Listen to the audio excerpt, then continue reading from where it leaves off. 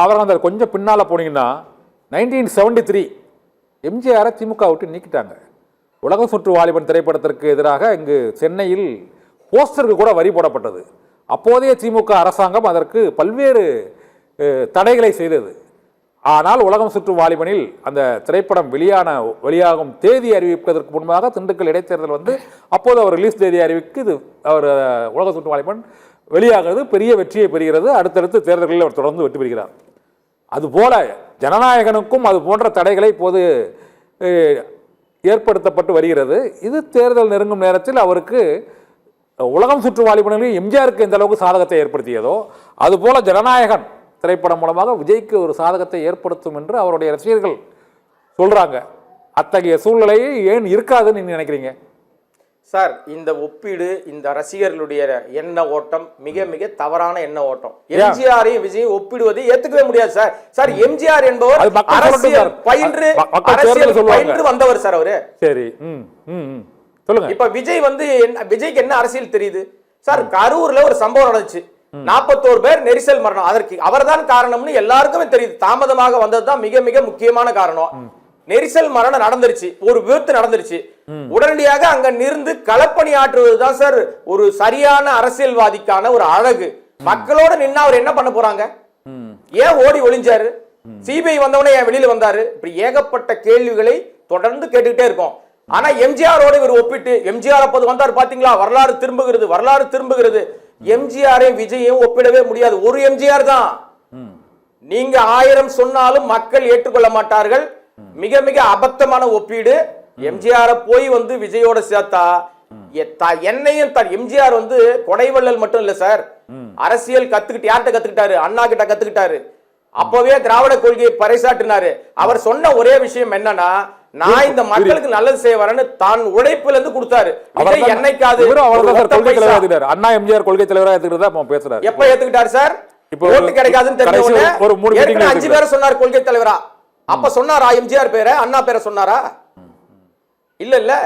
அவருக்கு தெரியுது அண்ணா பேரை சொல்லனா தமிழ்நாட்டுல ஓட்டு கிடைக்காது, எம்ஜிஆர் பேரை சொல்லனா தமிழ்நாட்டுல ஓட்டு கிடைக்காது, நம்மள சேர்க்கவே மாட்டாங்க லிஸ்ட்ல. அந்த அடிப்படையில இப்ப எம்ஜிஆர் எடுத்துக்கிட்டாரு, அண்ணாவை எடுத்துக்கிட்டாரு. அண்ணா திமுக என்று ஒரு கட்சி இருக்கு சார், அதுதான் களத்துல இருக்கு. திமுகவும் அதிமுக தான் களத்துல இருக்காங்க. ஓடி போய் 30 நாள் ஒளிஞ்சவங்க களத்துல இல்ல. ஓகே, அப்புறம் முழுக்க இந்த சினிமா சொல்லுங்க சார். அவ்வளவு நிறைவா இது கேள்வி. ஜனநாயகன் திரைப்படம் 2026 சட்டமன்ற தேர்தலில் எதிரொலிக்குமா எதிரொலிக்காதா? ஏனென்றால் அதற்கு முன்பு இப்போது அதற்கு ஏற்பட்டுள்ள தடங்கல்கள் அவர்களது ரசிகர்கள் மத்தியில் ஒரு கொந்தளிப்பையும் கோபத்தையும் ஏமாற்றத்தையும் ஏற்படுத்தி இருக்கிறது. அதான் நீங்களே சொன்னீங்க ஸ்டாண்ட் வித் விஜய்ன்னு. இந்த ஸ்டாண்ட் வித் விஜய் வாக்குச்சீட்டில் முத்திரையா இறங்கும்னு நினைக்கிறீங்களா, இறங்காதுன்னு நினைக்கிறீங்களா சார்? இந்த ஸ்டாண்ட் வித் விஜய் யாருக்கு எதிராக அவங்க போராடணும்னா, இது ஒன்றிய அரசாங்கத்துக்கு எதிராக, பாஜக எதிராக. விஜய் பாஜகன்னு வாய் திறந்தாரா இல்ல அவருடைய கட்சியை சேர்ந்தவங்க யாராவது? இங்க கேள்வி கேட்டார்ல சிஎம் ஸ்டாலின் அவர்களே, ஏன் மேல கை வைங்க, ஏன் தொண்டர்கள் மேல கை வைக்காதுன்னு சொன்னார்ல விஜய். இப்போ அவர் வந்து சொல்லுவாரா இதுக்கு காரணம் வந்து மோடி சர்க்காரும் அமித்ஷா சர்க்காரும் தான் சொல்றதுக்கு அவருக்கு துணிச்சல் இருக்கா? இல்ல அவருடைய சார்பான நபர்கள் இரண்டாம் கட்ட தலைவர் அப்புறம் சொல்லுவார். இப்போ சார் இப்போ சட்ட அந்த நீதிமன்ற விசாரணை போயிட்டு இருக்கு, சட்ட ரீதியான சிக்கல் இருக்கறனால சொல்ல மாட்டேங்கிறார். அப்புறம் சொல்லலாம், கொஞ்சம் வெயிட் பண்ணுங்க சொல்லுவார். இல்ல நான் தெளிவுபடுத்துறேன் சார். திரைப்படம் வெளிவந்தாலும் இது தேர்தலில் எந்த பலனும் ஏற்படுத்தாது, எந்த விதமான தாக்கத்தை ஏற்படுத்தாது. ஏன்னா இது வந்த பிறகு இன்னும் பல படங்கள் வந்துரும், பல்வேறு விஷயங்கள் வந்துரும். இந்த படத்துல அவர் என்ன மக்களுக்கு நல்லது செய்யற மாதிரி காமிச்சிருக்காரு? மனுஷனை வெட்டி ரத்தத்தை வந்து அவர் டேஸ்ட் பண்ற மாதிரி வருது. இதெல்லாம் இது வந்து ஒரு அரசியல் தலைவனா வருவதற்கான தகுதியா சார்? மக்களை வெட்டி கொல்றதுதான் அரசியல் தலைவனுக்கு அழகா? கேவலமா இல்லையா? அருவருப்பா இல்லையா?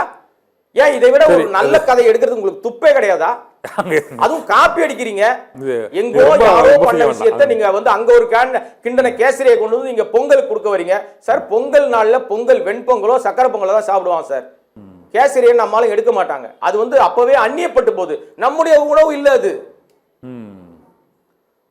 இதை விட நான் எப்படி விளக்குறது? எனக்கு அதுலயும் அது வந்து காவி கலர்ல இருக்கும் சார் கேசரி. நம்ம ஆளுங்க ஒத்துக்க மாட்டாங்க சார். சார் அந்த கேசரிக்கு வேற அர்த்தம் சார். பகவான் கேசரி, அந்த கேசரிக்கு தெலுங்குல வேற அர்த்தம். அது நாயகன் அல்லது சிங்கம் அது போன்ற அர்த்தம். நீங்க கேசரி சாப்பிட்ற கேசரி மாதிரி சொல்றாதீங்க.